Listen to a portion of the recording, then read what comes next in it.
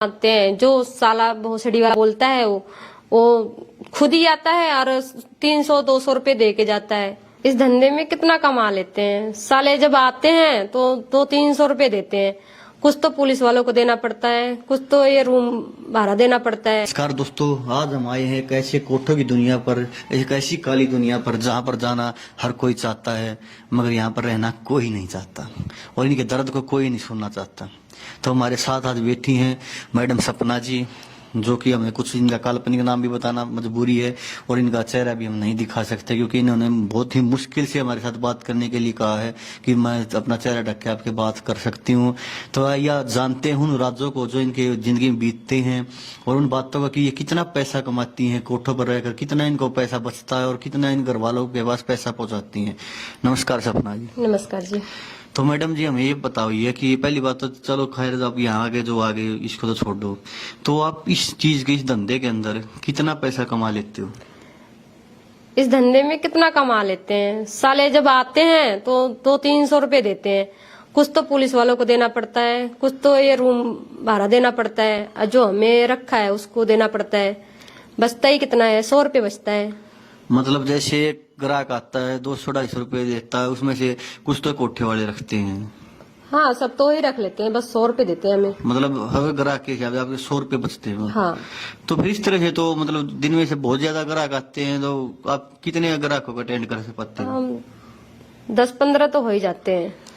तो फिर तो इस तरह से 10-10, 15-15 आदमी आपके साथ बातें करते हैं, मतलब जो भी काम करते हैं, तो उससे तो शरीर को तो काफी तकलीफ होती होगी। होती क्यों नहीं है जी, बहुत होती है। तो फिर इन चीजों में बचत कहाँ है? लोग तो हमने तो ये सुना था अभी काफी पैसा कमाते हो आप, यहाँ पर कोठों पर बैठकर बहुत ज्यादा करोड़पति बन जाती हैं लड़कियां। हाँ, होती हैं। बाहर की जो लड़कियां होती हैं उनको तो ज्यादा ही मिलता है और हमें जा तो सकते हैं लेकिन नहीं जा सकते क्योंकि पुलिसों के चक्कर पड़ जाता है। अगर पुलिस पकड़ लिया बाहर तो उनको भी 4-5 हजार रुपया दो। 4-5 हजार रुपया हमारे पास कहाँ होता है।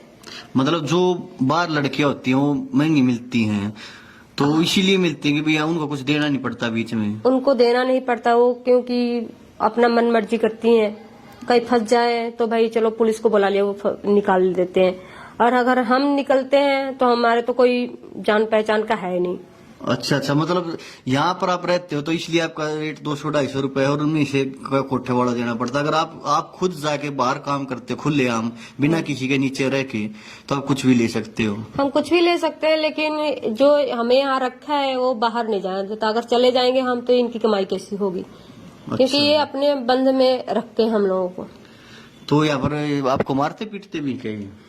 नहीं, मारते पीटते नहीं है, लेकिन ये है कि खाना पीना अपने पैसे से करना और बोलते हैं कि बाहर नहीं जाना है। तो फिर मतलब जो आप 100 रुपए बचाते हो एक आदमी पे, तो उसमें से खाना वैसे वो यहाँ फ्री नहीं होता क्या? नहीं, वहाँ फ्री नहीं होता, वो अपने पैसे से ही खाना पड़ता है। मतलब खाना पैसे से खाना, अगर ये जैसे ड्रिंक वरिंक करते सिगरेट वगैरह, ये तो सब अपने पैसों से ही लाना पड़ता है। तो फिर इस चीज से आपको बचता तो कुछ भी नहीं होगा, फिर आप घर पे क्या पहुंचाते होगे? बस बचता कुछ नहीं है। अब जो बचता है वो अपनी मजबूरी है, जो बचता है वो उसमें थोड़ा बहुत बचत करके भेजते हैं।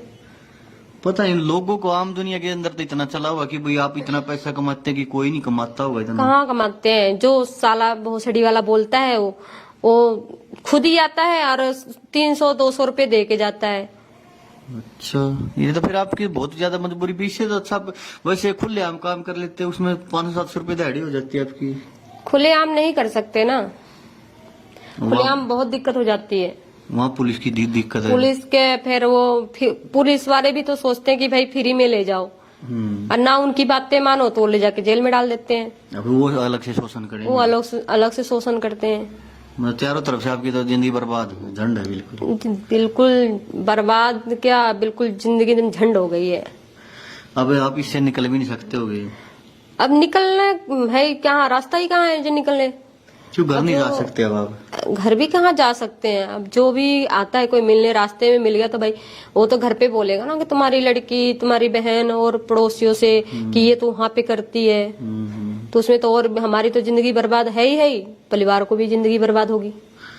तो फिर आप इस तरह से तो मतलब आहिस्ता आहिस्ता जैसे बुढ़ापे की तरफ जाएंगे तो जिंदगी तो और भी ज्यादा बर्बाद हो जाए, तब तक तो आपको कोई संभालने वाला भी नहीं होगा। संभालने वाला क्या होता है, कुछ नहीं होता है। जैसे तबीयत खराब हो गई, जैसे जैसे जवानी है उसमें कमाई है, जैसे जवानी ढलती है बुढ़ापा आ जाता है, सरकारी अस्पताल में ले जाकर डाल देते हैं। सरकार आपकी तरफ कोई देख रेख नहीं रखती?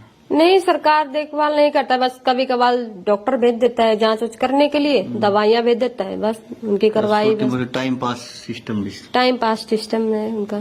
सरकार ये नहीं इनके लिए कुछ रहने के लिए अलग से बना दिया जाए या कुछ खाने वाने के लिए? नहीं, सरकार कहाँ सोचता है। अगर सरकार सोचता भी है तो जो हमें रखता है वो हमें कोई बीच वाले खा जाते हैं, बीच वाले खा जाते हैं, हमें कुछ बताते ही नहीं है। आपको पता ही नहीं लगता क्या हो रहा है? पता ही नहीं चलता हमें, क्योंकि जो आते हैं कस्टमर मिलते हैं वो हमें बस बातचीत करने का भी टाइम नहीं मिलता। अच्छा, मतलब आपको कभी किसी से प्यार भी होता है यहाँ पर? हम लोगों को इस लाइन में प्यार कहाँ होता है। जो भी किसी को प्यार करना होता है वो अपना आता है, टाइम पास करके अपना चला जाता है। वो तो एक सौदा हो गया, मतलब जैसे एक लड़का लड़की से प्यार करता है, मतलब कभी ऐसी फीलिंग भी आती कोई? अब इस लाइन में आने के बाद फीलिंग किसको आती है? मतलब दिल पत्थर हो चुका है।